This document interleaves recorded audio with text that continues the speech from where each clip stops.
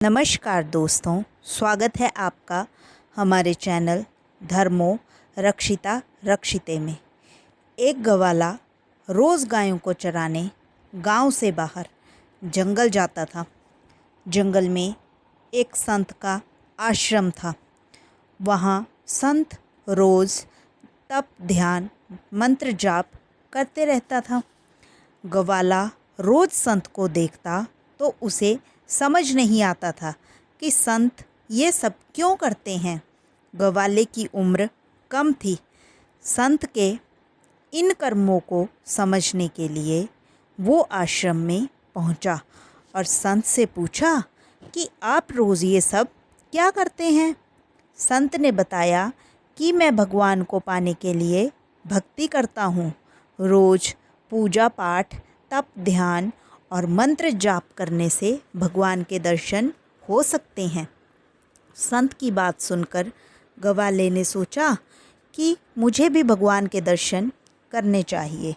ये सोचकर गवाला आश्रम से निकलकर एक सुनसान जगह पर पेड़ के नीचे एक पैर पर खड़े होकर तप करने लगा।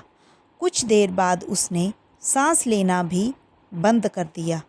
गवाले ने सोचा, जब तक भगवान दर्शन नहीं देंगे मैं ऐसा ही रहूँगा।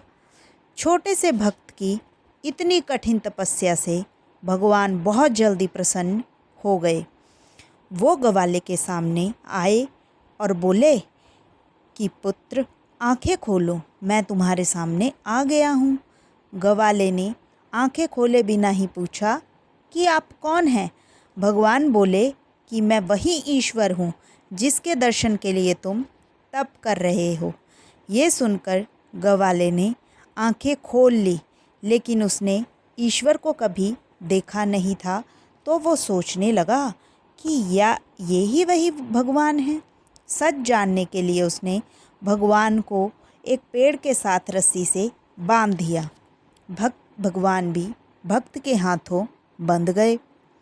गवाला तुरंत दौड़कर उस संत के आश्रम में पहुंच गया और पूरी बात बता दी। संत ने जब ये सुना तो वो बहुत हैरान हुए। वो भी तुरंत ही गवाले के साथ उस जगह पर पहुंच गए। संत उस पेड़ के पास पहुंचे तो वहाँ कोई दिखाई नहीं दिया। भगवान सिर्फ गवाले को दिखाई दे रहे थे। संत ने बताया कि मुझे तो यहाँ कोई दिखाई नहीं दे रहा। तो गवाले ने भगवान से इसकी वजह पूछी। भगवान ने कहा कि मैं उन्हीं इंसानों को दर्शन देता हूँ जो निस्वार्थ भाव से मेरी भक्ति करते हैं। जिन लोगों के मन में कपट, स्वार्थ, लालच होता है, उन्हें मैं दिखाई नहीं देता।